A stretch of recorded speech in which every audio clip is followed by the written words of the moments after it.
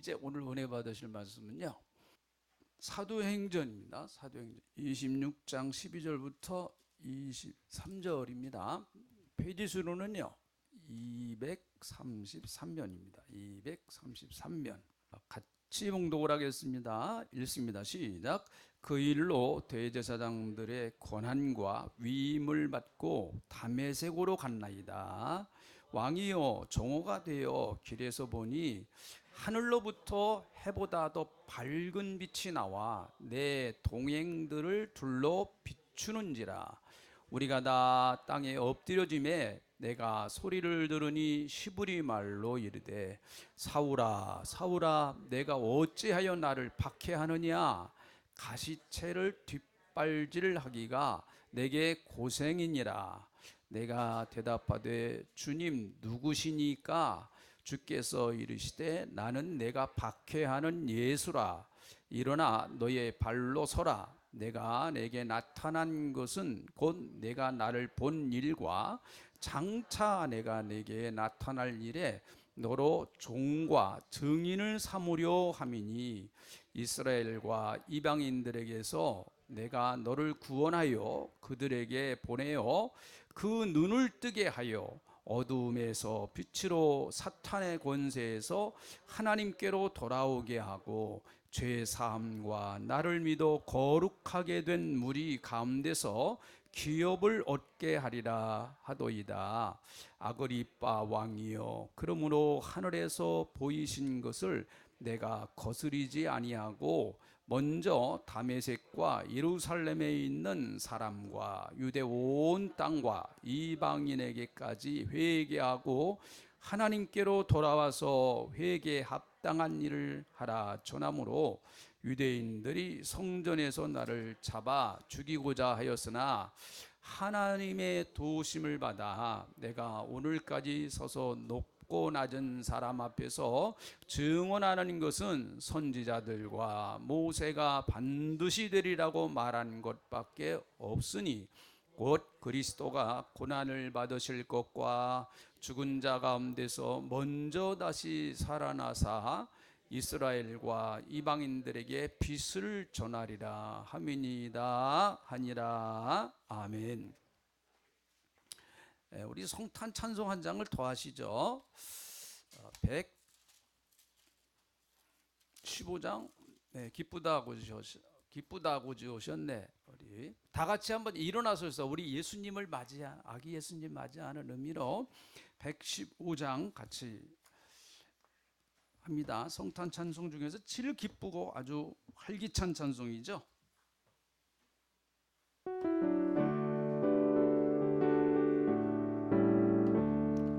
기쁘다 구주 오셨네.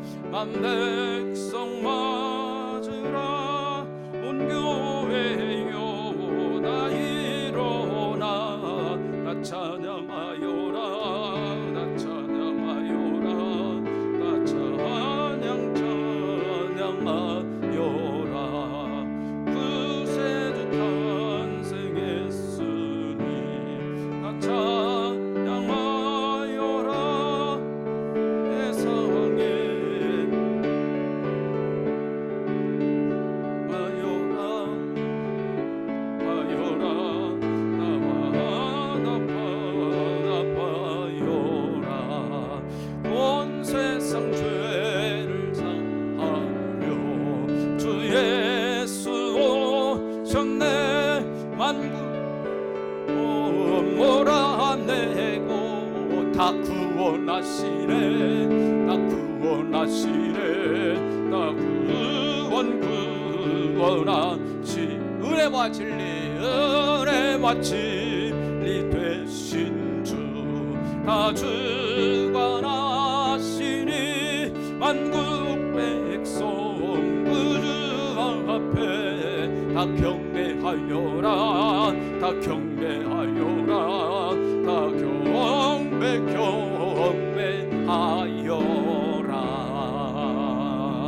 아멘. 우리 옆에 분들하고 인사하시면서 앉으세요. 오늘 은혜 많이 받으시고 은혜 받으세요. 오늘 고침받고 새로워지고 해결되고 축복받으세요. 네.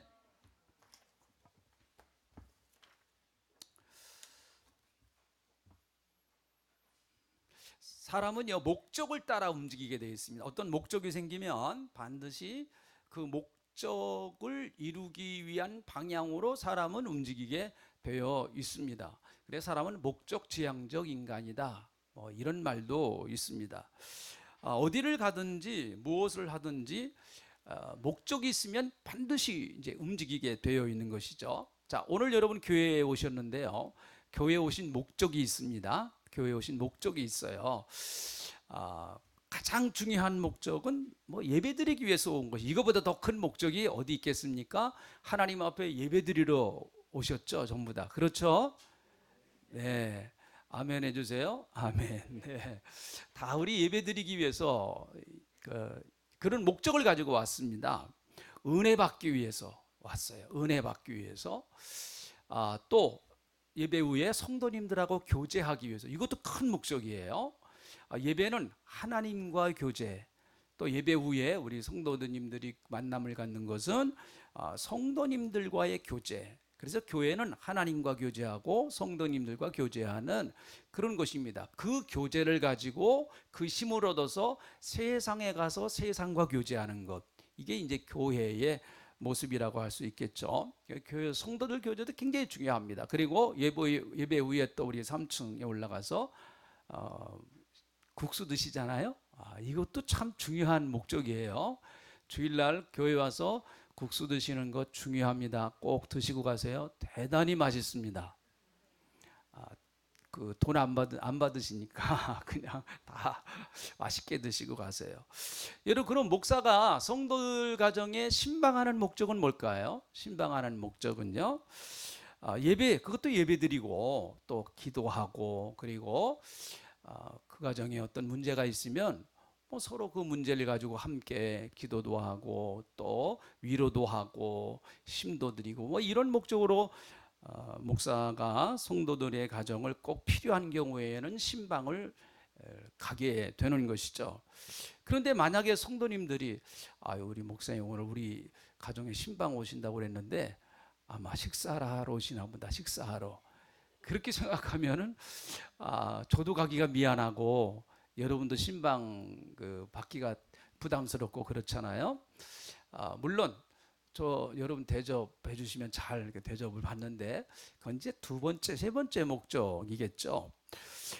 다시 말하면 우리가 내가 왜 여기 와 있는가 하는 목적을 딱 알고 그 목적대로 오늘 움직이면 오늘 하루가 참 행복하고 기쁜 날이 되겠죠.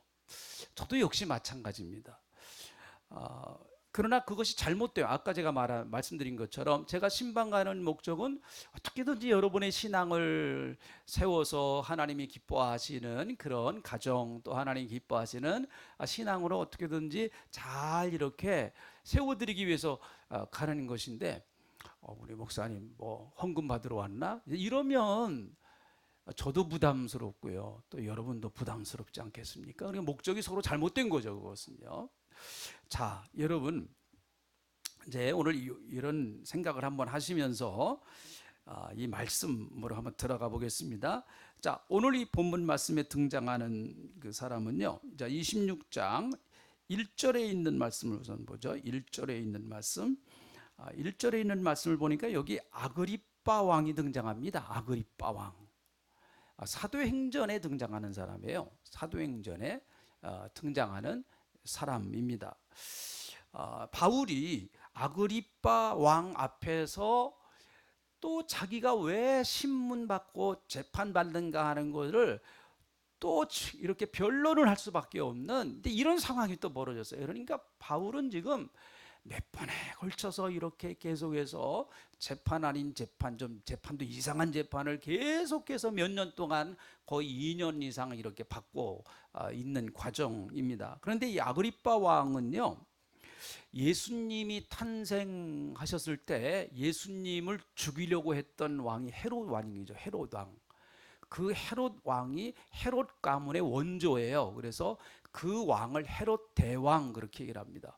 가장 그 가문의 아주 제일 머리격이다 그래가지고 헤롯 대왕 그러는데, 여기 아그리빠 본문 말씀에 등장하는 아그리빠 왕은 헤롯 대왕의 증손자입니다. 증손자. 그러니까 좀 세대 차이가 나죠. 그는 그 로마에 있는 글라우디오 황제로부터 왕으로 임명받아서 통치를 지금 하고 있는 왕인데요.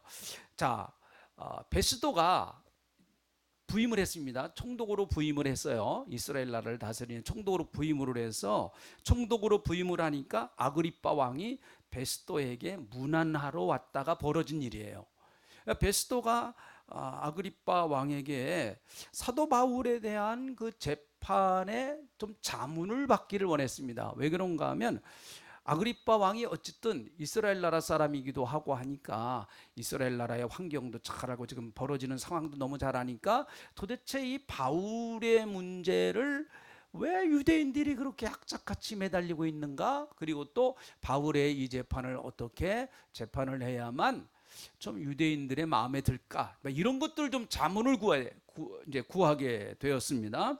그래서 바울을 지금 이 두 사람 앞에다가 세워놓고 바울에게 당신이 하고 싶은 얘기 하라. 아그리빠 왕도 네가 하고 싶은 얘기 해봐라 해가지고 이제 바울이 자기가 어떻게 예수를 믿게 되었고 왜 자기는 무엇 때문에 복음을 전하고 그리고 또 자기는 왜 복음을 전하는 그 목적이 무엇인가 하는 것들을 쭉 간증 형식으로 그렇게 말씀을 전하고 있습니다. 그게 이제 26장이에요. 26장 쭉 읽어보면은 1절부터 쭉 읽어보면 바울이 자기가 어떻게 예수를 믿게 됐는가 하는 것을 그리고 이 자리에 이렇게 재판 자리에 와 있는가 하는 것을 간증 형식으로 이야기를 하고 있습니다. 그러면서 바울은 원래는 자기는 교회를 박해했던 사람이라는 거죠. 우리가 잘 이미 사도행전에서 알다시피 사도 바울은 예수 믿기 전에 이제 사울이라고 그러지 않습니까? 정말 지독하게 교회를 박해했던 사람이고 예수 믿는 사람들 징글징글하게 싫어했던 사람입니다. 그래서 예수 믿는 사람이 어디에 있든 가서 쫓아가서 꼭 잡아가지고 반드시 처리하는 이런 사람이었습니다. 어떻게 보면 살인 청부업자 같은 아주 기독교인들에 대해서만큼은 아주 예수 믿는 사람들 뿌리를 뽑으려고 하는 교회를 완전히 다 무너뜨리려고 그렇게 했던 사람이죠. 아주 마귀 앞잡이 역할을 했던 사람입니다. 그런데 다메섹이라고 하는 다메섹 시리아의 수도죠. 다마스커스 다메섹이라고 하는 곳에 예수 믿는 사람이 있다는 거예요. 그 소문을 들었습니다. 그래서 자기가 자원을 내서 내가 가겠습니다. 제사장들에게 가서 공문을 받았습니다. 사실은 아무 효력도 없는 건데 그래서 종이 쪽 하나 받아가지고 가는 게 그래도 의미가 있다 그래가지고 요즘으로 말하면 체포영장 받은 거예요. 딱 받아가지고 가서 예수 믿는 사람들 전부 다 잡아와야 되겠다라고 그렇게 아주 단단히 마음을 먹고 가는 도중이었는데 가다가 갑자기 일이 벌어졌습니다. 자, 그것이 오늘 우리가 읽은 말씀인데요. 13절에 있는 말씀 보세요. 13절, 14절, 15절. 이게 이제 바울이 다메섹으로 가다가 그 벌어진 사건에 대하여 이야기를 하고 있습니다. 제가 다시 한번 읽어볼게요. 왕이요, 정오가 돼요. 자기가 이제 정오쯤 되어서 길을 가다가 보니 하늘로부터 해보다 더 밝은 빛이 나와 내 동행하는 사람들 둘러비쳤다는 거죠. 하늘에서 갑자기 어떤 강한 빛이 이렇게 자기에게 쏟아졌다는 거예요. 자기 이 사람들에게. 근데 그 빛이 얼마나 밝은 빛인가 하면 해보다 더 밝은 빛이다라는 거죠. 해보다 더 밝은 빛이다. 그러니까 그 빛이 얼마나 밝았는가 하는 걸 알 수가 있겠죠. 그러니까 사람들이 너무나 깜짝 놀래가지고 14절 보세요. 다 땅에 엎드려졌습니다. 그런데 내가 소리를 들으니 사도행전 9장에 보니까 이 소리는 다른 사람은 못 듣고요. 바울만 들었어요. 바울만. 사울만 들었습니다. 뭐라고 얘기를 하는가 하면 시브리 말로 이르되 사울아 사울아 내가 어찌하여 나를 박해하느냐 그런 음성이 들리는 거예요.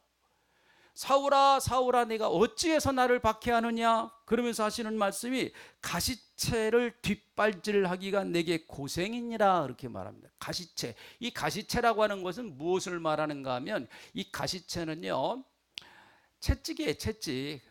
동물들이 이제 짐을 나를 때 뭐 소나 또 말이나 동물들을 이제 짐 뭐 마차라든지 이렇게 끌고 이제 짐을 나르려고 하는데 이 소가 말을 잘 안 들어요.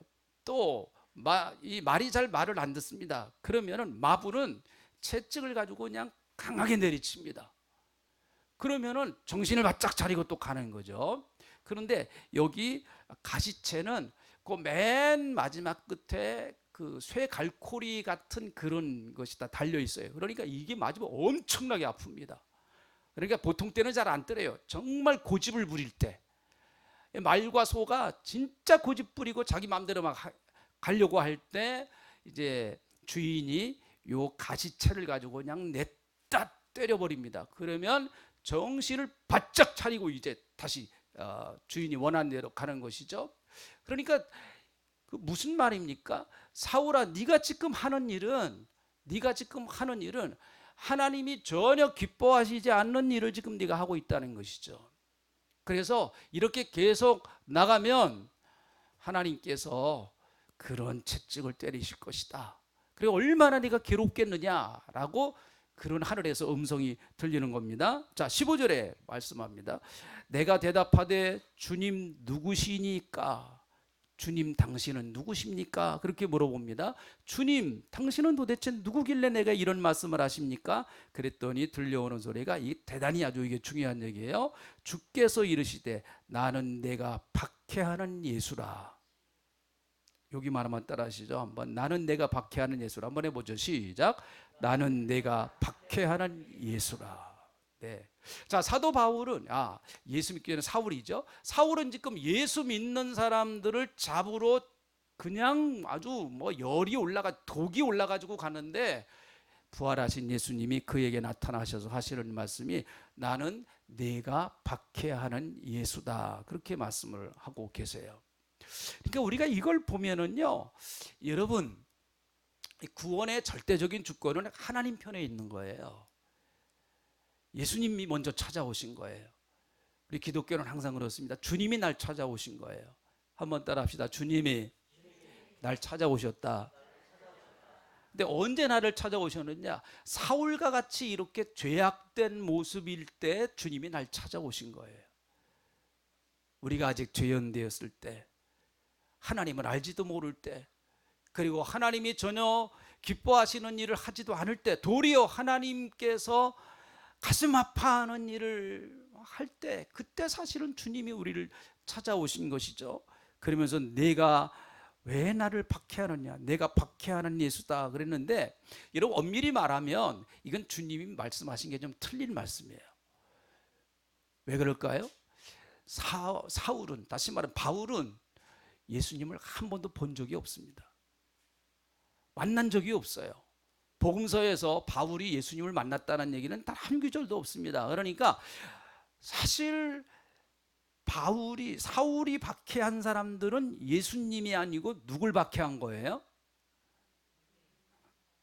정확하게 얘기를 하세요. 네, 누구를 박해한 거예요? 예수 믿는 사람들을 박해한 거예요. 예수 믿는 사람들. 예수님을 박해한 게 아니고 예수 믿는 사람들을 박해했어요. 그런데 예수님은 뭐라고 말씀하세요? 네가 왜 나를 박해하느냐? 그렇게 말씀하세요. 사울이 박해하는 것은 예수님을 박해하는 것이 아니고 교회를 박해했습니다. 교회를 완전히 다 무너뜨리려고 하는 그런 아주 독한 마음을 가지고 그랬는데, 예수님은 뭐라고 말씀하시는가 하면 네가 나를 박해했다 그렇게 말씀하세요. 이건 뭐를 의미하는 말씀일까요? 결국은 예수님과 우리는 일체라고 하는 것을 보여주는 거예요. 연합되어진 존재다라고 하는 거예요. 예수님과 우리는 연합되어진 존재예요. 다시 말하면 예수님과 우리는 뗄래야 뗄 수 없는 연합되어진 존재다라는 것이죠. 예수님과 우리는 이제 하나 된 존재라는 것입니다. 여러분, 예수님이 그렇게 생각하신다는 거예요.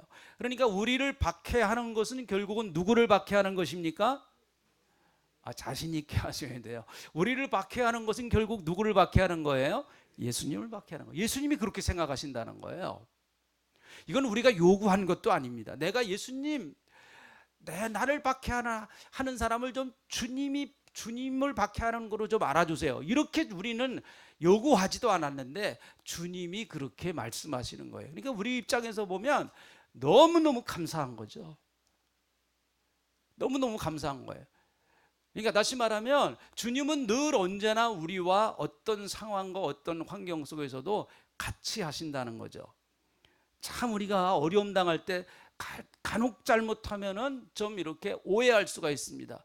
하나님, 내가 어려움 당할 때 주님은 뭐 하셨어요? 그런 책 제목도 있어요. 그래서 제가 참 그 책 제목이 재밌어가지고 사서 좀 읽어봤는데, 하나님, 내가 어려움 당할 때 하나님 뭐 하셨어요? 그런 책 제목이 있어요. 우리가 신앙생활 하다가 보면은 꼭 한 번은 정말 물어보고 싶은 그 질문 비슷해요. 그게 하나님, 내가 이렇게 어려움 당할 때, 예수님, 내가 이렇게 힘들어할 때 예수님은 도대체 어디 계셨어요? 뭐 하셨어요? 이제 그렇게 질문하고 싶어요. 그게 사실은 욥의 질문입니다. 욥. 여러분, 욥을 너무 좋게 평가하면 안 돼요. 욥이 그렇게 뭐 끝까지 믿음을 잘 지켰던 사람은 아니에요. 욥도 너무너무 괴로워가지고 하나님 도대체 어디 계세요? 하면서 그렇게 하나님 앞에, 욥도 너무 괴로우니까 많은 질문을 했던 그런 사람이었었죠. 끝까지 믿음 지킨 건 아니에요. 가다가 낙심도 하고 실망도 하고 그러다가 바로 서고, 다 우리 같은 사람입니다. 우리도 그렇죠? 네, 안 그런 척 하시면 안 돼요. 우리 다 그래요. 우리도 다 비슷비슷해요. 근데 중요한 것은, 우리는 그럴지 모르지만, 우리는 하나님 어디 계세요? 예수님 무엇 하세요? 라고 그렇게 하실지 모르지만, 예수님은 야, 나는 네가 고난 당하는 자리에 너와 같이 하고 있어. 성탄의 의미가 그거 아닙니까? 성탄의 의미는 임마누엘이잖아요. 임마누엘, 성육신의 사건이라고 하는 것이 그거지 않습니까? 다시 말하면 예수님은 하나님 나라에서 하나님 보좌 우편에 앉으셔서, 얘들아, 내가 너희를 돕는다, 얘들아, 나한테 와라, 내가 도와주겠다, 그렇게 말씀하시지 않으셨단 말이죠. 주님은 그렇게 말씀하시지 않고, 당신이 고난당하고 있는 삶의 현장에 하늘의 영광의 보좌를 버리시고 찾아오신 거예요. 그게 성탄입니다. 그래서 성탄이 의미가 있는 거예요. 그래서 기독교는 정말 축복의 종교예요.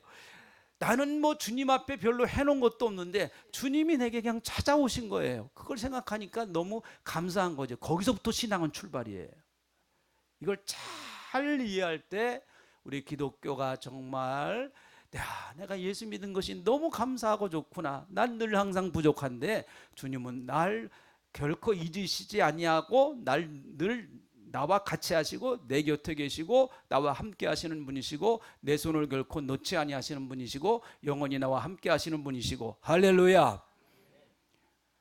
왜 나를 핍박하느냐 그거예요. 여러분, 교회가 어려움 당하면은 제일 마음 아파 하시는 분이 누구실까요? 예수님이세요. 왜 그럴까요? 당신의 몸이라고 그랬습니다. 얼마나 여러분, 예수님이 교회와 일치성을 말씀하시려고 우리가 쓰는 단어 중에서 가장, 여러분, 우리가 쓰는 단어 중에서 제일 우리를 이해시키기 위해서 아주 그런 단어를 썼는데, 몸이라는 거예요. 몸. 그리고 또 에베소서에 보면은 아내와 남편이라는 거예요. 아내와 남편은 촌수가 있어요, 없어요? 모르세요? 네, 촌수가 없어요. 부모와 자식 간에는 일촌이에요, 일촌. 부부는 촌수가 없어요. 다시 말하면 부부는 한 몸이라는 거예요. 예수님은 우리의 신랑이시고 우리는 신부시고, 교회가 그렇다는 것이죠. 그러므로 여러분, 교회가 뭐 아무리 어렵고 교회가 아무리 힘들고 또 교회가 여러 가지 뭐 세상으로부터 이런 소리 저런 소리 많이 듣는다고 할지라도 교회를 지켜내는 것은 우리가 아니에요. 사실은요, 우리는 마음에 안 들면 막 떠날 수도 있고 막 그래요, 보니까. 근데 교회를 지켜내시는 분은 결국은 주님이세요. 왜요? 당신의 몸이시니까. 할렐루야. 당신의 몸이시니까. 우리 그걸 믿는 거예요. 우리 신앙도 마찬가지입니다. 우리 신앙도요.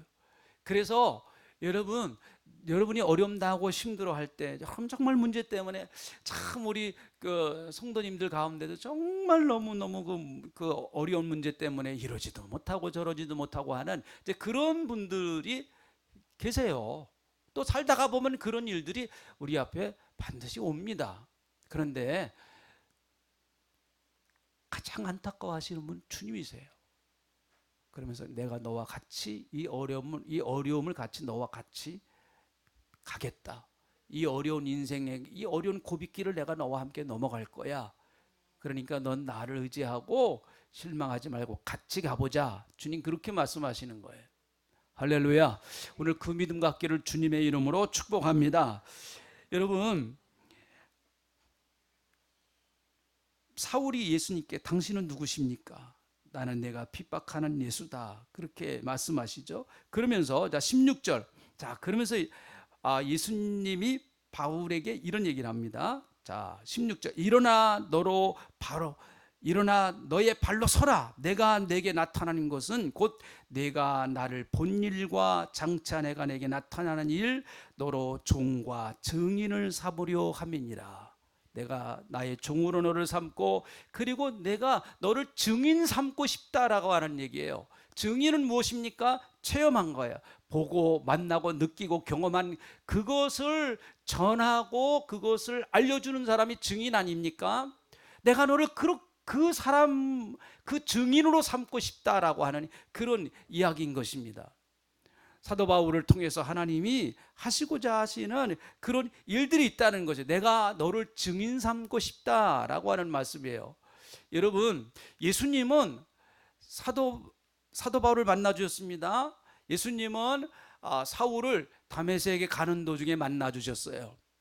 야, 내가 너를 만나 주었는데 너 나 만났지? 예, 예수님.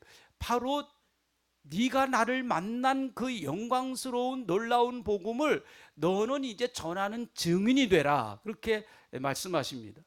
이것은 뭘 말하는 것일까요? 예수님이 사울을 믿어주신다는 거예요. 믿어주신다.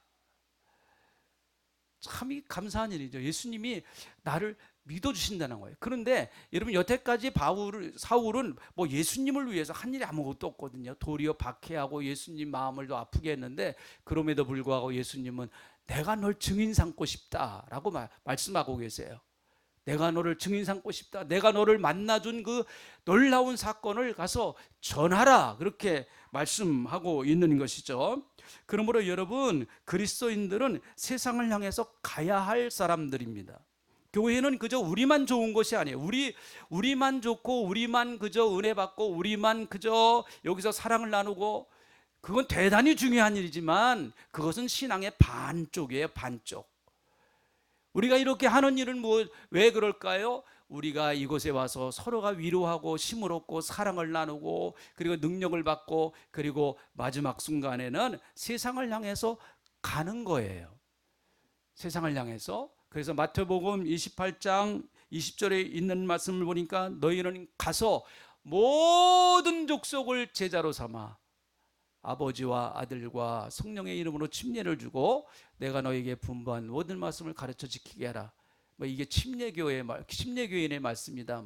이렇게까지 아주 침례교가 제일 좋아하는 말씀 가운데 하나예요. 이 말씀이. 그래서 전 세계적으로 볼 때 가장 선교사를 많이 파송한 교단이 침례교단, 특별히 미국의 남침례교단이 선교사를 많이 파송을 했습니다. 그 이유는 바로 마태복음 28장 20절 너희는 가서 모든 족속으로 제자를 삼아 이렇게 말씀하고 있는 그 말씀을 순종하기 위해서인 것입니다. 그러므로 우리는 다 보내심을 받은 사람들인 것이죠. 우리가 사도행전을 계속해서 사도행전을 통해서 말씀을 나누는데 사도행전의 제일 중요한 요절은 사도행전 1장 8절이라고 말씀드렸잖아요. 우리가 너무 많이 듣고 숱하게 많이 듣고 사도행전 말씀 들으면서 거의 암송을 했을 겁니다. 자, 성령이 임하시면, 오직 성령이 임하시면, 같이 한번 큰 소리로 해보시죠. 시작. 오직 성령이 임하시면 너희가 권능을 받고 예루살렘과 온 유대와 사마리아와 땅끝까지 이르러 내 증인이 되리라 하시니라. 아멘. 그러므로 여러분 예수 믿는 사람들은 한 곳에 머물러 있는 사람들이 아니에요. 예수 믿는 사람들은 고요히 있는 물이 아니라고 그랬죠. 우리는 흘려보내는 물이라고 말씀드렸습니다. 내가 받은 은혜를 다른 사람들에게 계속해서 흘려보내야 됩니다. 그것이 우리 교회의 사명이고 성도님들의 사명인 줄로 믿습니다. 그러므로 교회는 아무것도 안 하고 있으면 썩어요. 아무것도 안 하고 가만히 있으면, 교회는 머물러 있으면은요, 교회는 반드시 부패합니다. 뭔가 움직여야 돼요. 신앙도 마찬가지입니다. 뭔가 움직여야 되는, 자꾸 주님을 찾고, 그리고 내가 받은 이 복음을 전하려고 하고 할 때 거기에 새로운 역동성이 나타나고, 거기에 새로운 성령의 역사가 나타나고, 거기에 놀라운 성령의 충만한 은혜가 나타나게 되는 것이죠. 자, 그러면서 자, 오늘 이 18절에 있는 말씀 한번 보시죠. 이 18절에 있는 말씀, 오늘 우리가 읽은 말씀 중에 제일 중요한 말씀이에요. 다시 말하면, 네가 가서 복음을 전하면, 네가 가서 증인의 역할을 하면은 내가 그들을 구원할 것인데, 17절 보세요. 이스라엘과 이방인들에게서 내가 너를 구원하여 그들을 보냈다. 그래서 그들에게 가서 복음을 전하면 18절에 있는 말씀처럼 크게 세 가지 현상이 나타난다는 거예요. 세 가지 현상. 세 가지의 역사가 나타난다는, 복음을 전하면 세 가지의 역사가 나타난다는 겁니다. 이건 다 예수님 때문에 나타나는 역사예요. 다시 말하면 이것은 예수님이 이 땅에 오신 목적과도 동일합니다. 우리가 성탄절날, 여러분, 성탄절이 왜 그렇게 소중하고 귀중합니까? 사실 그저 예수님이 탄생하셨기 때문에만 소중한가요? 자, 오늘 이 말씀을 보면서 예수님이 이 땅에 왜 오셨는가? 바울이 가서 복음, 다시 말해 예수 그리스도를 전하면 무슨 일이 벌어지는가? 바울은 예수님이 크게 세 가지를 강조했습니다. 자, 18절 보세요. 첫 번째, 예수님을 전하면, 다시 말해 예수님이 이 땅에 오신 목적 같아요. 예수님이 이 땅에 오신 목적은 첫 번째, 예수님은 우리의 어두운 눈을 뜨게 하신다. 자, 그렇죠? 그 눈을 뜨게 하여 어둠에서 빛으로 그 눈을 뜨게 한다라고 말씀하세요. 눈을 뜨게 한다. 예수님은 우리의 어두운 눈을 뜨게 하십니다. 우리는 예수 믿기 전에 다 영적인 소경이었습니다. 여러분, 세상에는 크게 네 가지 눈이 있습니다. 하나는 육안, 이 육신의 눈. 저는 눈이 좀 잘 안 보니까 안경을 씁니다. 여러분도 마찬가지. 눈이 좀 안 좋으신 분들은 안경을 쓰잖아요. 그러니까 육신의 눈이 안 좋으신 분들은 안과에 가셔서 노안 수술을 하신다든지 백내장 수술을 하신다든지 그러면 이 회복이 될 수가 있습니다. 또 이런 눈만 있는 것이 아니라 지한, 다시 말하면 지식의 눈도 있어요. 지식의 눈. 이것은 아는 것이 힘입니다. 더 많이 알아야 더 많이 볼 수가 있습니다. 더 많이 알아야 더 많이 볼 수가 있어요. 저는 중국에 가면은 글로 보면은 장님이에요. 길거리에 간판을 하나도 못 읽거든요.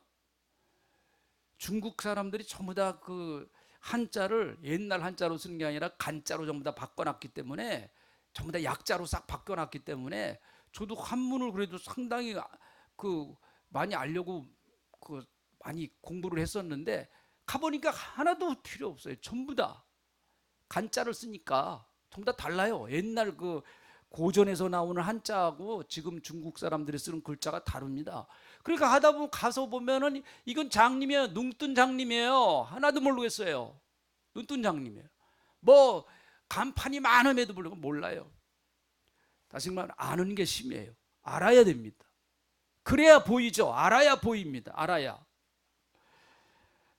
또 한 가지는 시만이 있어요. 마음의 눈이 있습니다. 마음의 눈. 마음의 눈이라고 하는 것은 다른 사람의 마음을 볼 줄 아는 눈이 있어요. 다른 사람의 마음을 좀 볼 줄 아는 눈이 있어요. 그 눈이 좀 열려야 돼요. 다른 사람의 아픈 마음을 보고, 왜 저 사람이 저런 말을 하는가, 왜 저 사람이 저런 행동을 하는가, 그걸 좀 볼 수 있는 그런 눈이 열려야 돼요. 너는 맨날 왜 그래?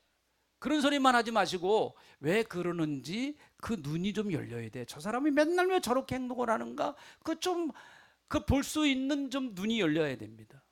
근데 이거 쉽진 않죠. 이 눈이 열리기가요. 쉽질 않습니다. 그런데 예수 믿는 사람들에게 있어서요, 가장 중요한 눈은 영안이에요. 신령한 눈. 신령한 눈이 열려야 합니다. 그런데 신령한 눈은 어떻게 열릴까요? 예수 그리스도를 믿을 때에 신령한 눈이 열리게 되어 있습니다. 바울은 지금 신령한 눈이 다 닫혀 있으니까, 신령한 바울 자체도 신령한 눈이 닫혀 있어요. 그러니까 예수 믿는 사람들 막 잡아다가 죽이려고 하고 교회를 박해하려고 하고 그럽니다. 잘못 보고 있기 때문에 그렇습니다. 잘못 보고 신령한 눈이 열리지 않았기 때문에 그러는 것이죠. 교회를 핍박하고 스데반을 돌로 쳐서 죽이고 그러면서 자기가 지금 잘했다고 생각을 하는 거예요. 이게 지금 영안이 닫혀 있는 상태이기 때문에 그렇습니다.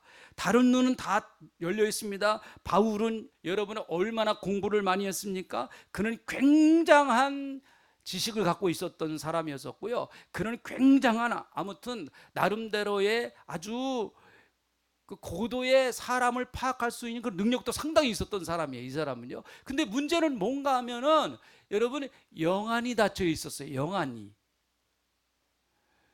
하나님 보실 때는 장님이란 말이죠. 장님. 저는 우리 교회 성도님들이 무엇보다도 이 영안이 열려지는 그런 역사가 꼭 있으시기를 주님의 이름으로 축복합니다. 예수 믿어서 영안이 활짝 열려 하나님의 나라가 보이고, 어떤 사람은 여러분 하나님의 나라가 보여서 하나님 나라의 소망을 갖고 사는데 보이기는 뭐가 보여? 땅의 것이 최고지 하면서 땅의 것만 바라보면서 살아가는 그런 사람도 많습니다. 예수님이 나를 위해서 십자가에서 죽으셨고 3일 만에 부활하셨다라고 하는 그것을 알고 그 예수님을 나의 구주와 주님으로 섬기는 것, 그것이 영안이 열린 사람의 모습이 아니겠습니까? 그런데 예수를 믿으면서도 여러분 영적 노화 현상이 일어나기 쉽습니다. 이것의 가장 대표적인 교회 가운데 하나가 라오디게아 교회인데요.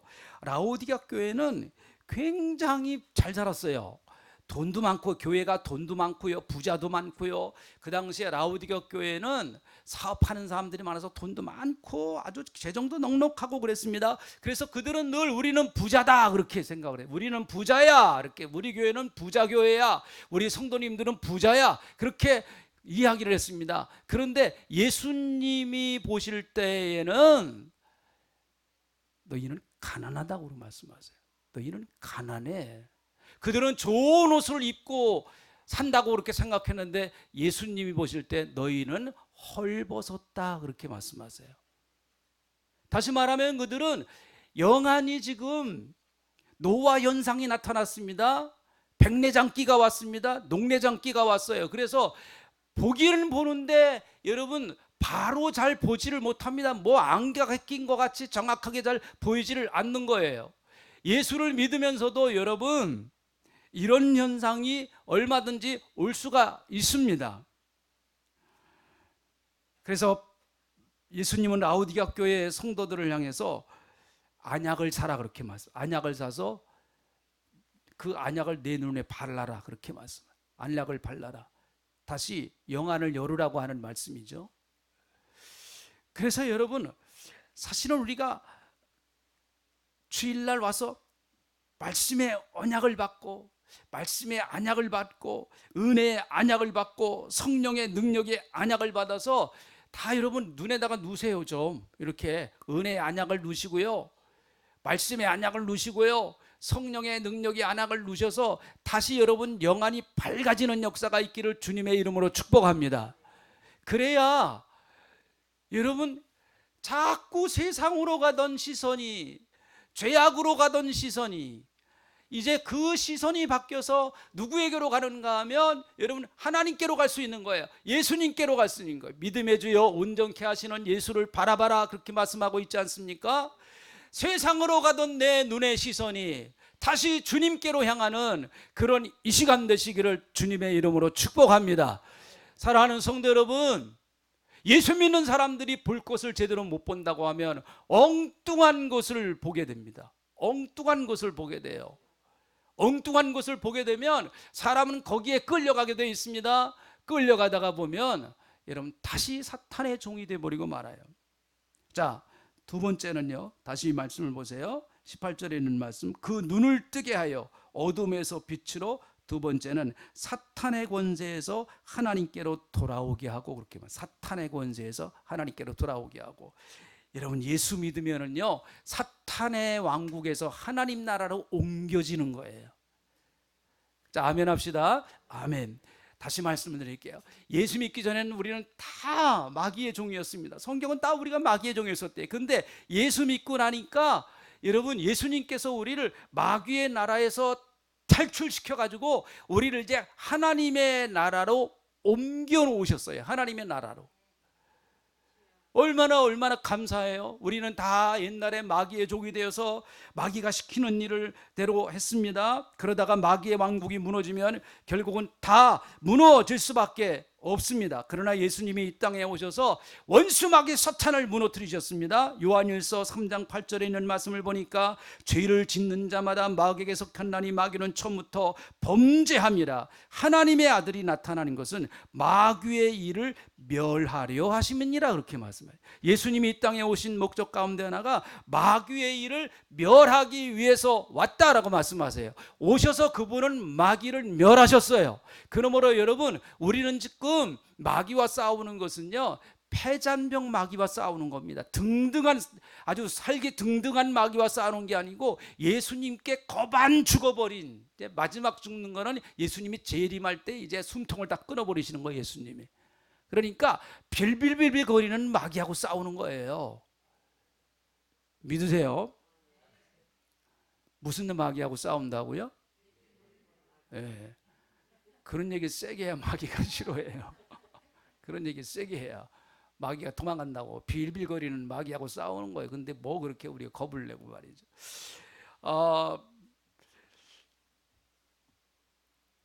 참 제가 좋아하는 말씀 가운데 골로새서 1장 13절에 있는 말씀, 참 제가 좋아하는 말씀 가운데 하나인데, 자, 앞에 나오면 같이 읽어보죠. 이 말씀을 한번 같이 읽어봅니다. 자, 같이 읽어보죠. 골로새서 1장 13절 나왔습니까? 네, 같이 읽어보죠. 시작.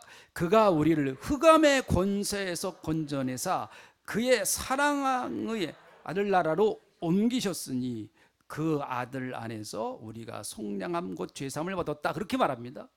그가 우리를 흑암의 권세에서 건져내서 그의 사랑하시는 아들의 나라로 옮겨버리셨다, 그렇게 말씀하세요.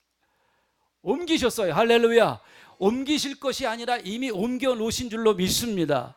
네. 우리는 하나님 나라의 백성이에요.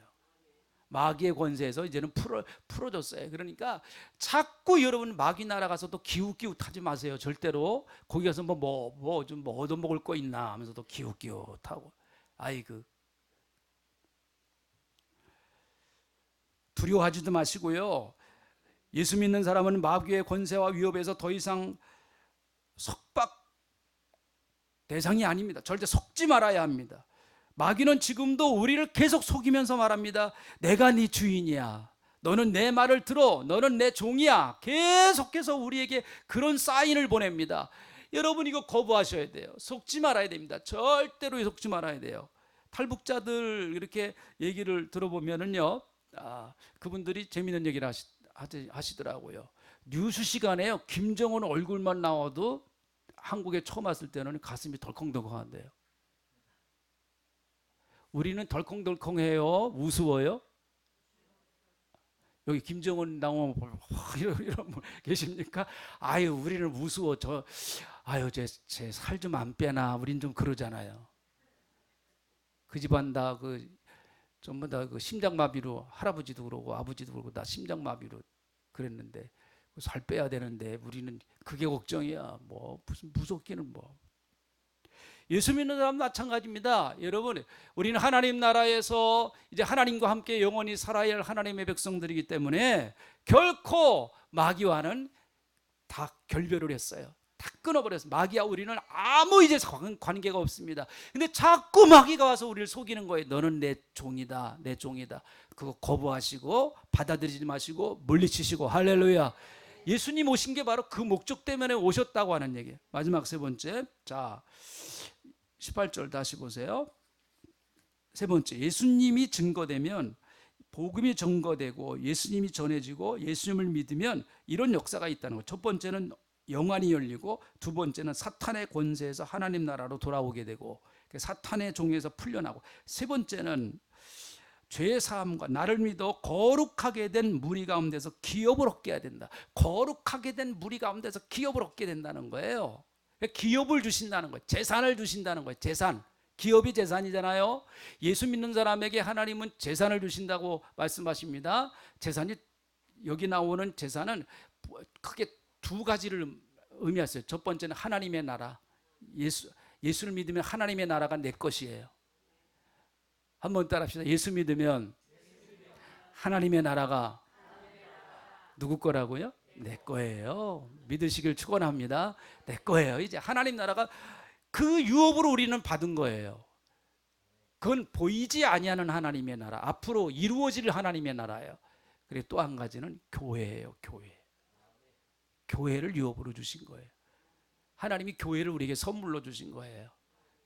그런데 교회는, 이 지구상의 교회는 제가 여러분들에게 늘 말씀드리지만 여러 가지 문제도 있고 또 여러 가지 복잡해요. 그것은 우리 교회의 일원인 나 자신이 복잡하기 때문에 그래요.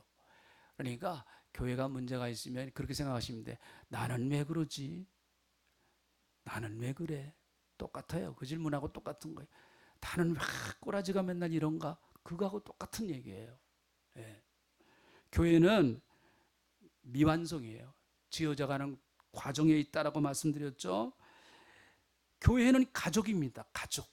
그래서 유진 피터스는 이 말씀을, 기업을 하나님의 가족이라고 이렇게 말해요. 가족이 되게 해주셨다. 하나님의 가족이 되게 해주셨다. 그렇게 번역을 했는데 그것도 참 좋은 번역이라고 생각해요. 가족이 되게 하셨다. 가족 간에 살만하십니까? 여러분 어때요? 가족 간에 살만하십니까? 가족 간에요, 어쩔 수 없어서 살아요. 그런데 어쩔 수 없어서 살다가 보니까 좋은 날 와요. 아직도 제 말이 무슨 말인지 이해가 안 되시는 분들은 조금 더 살아보세요. 조금 더 살아보세요. 그럼 이제 좀 이해할 날이 오실 겁니다. 세상에 가족처럼 나한테 상처 많이 주는 사람도 없어요. 정말 상처 많이 줍니다. 제일 힘들게 하고요. 안 볼 수 없는 족속들, 가족이에요. 어떻게 안 봅니까? 교회가 그거예요. 교회가. 그래서 내가 이만큼 성장한 것만큼 다른 사람도 이만큼 성장하기를 나는 기다려주는 거예요. 어린아이들이 자라는 것을 부모가 기다려주듯이 기다려주는 거예요. 오늘 세 가지, 예수님 믿으면 세 가지 복 받는다고 그랬습니다. 첫 번째는 영안이, 여러분 영안 다 열리셨어요. 그 영안이 흐려지면 안 돼요. 두 번째는 사탄의 왕국에서 벗어났어요. 천국이 우리 거예요. 세 번째는 하나님의 기업이 우리의 기업이 된 줄로 믿습니다.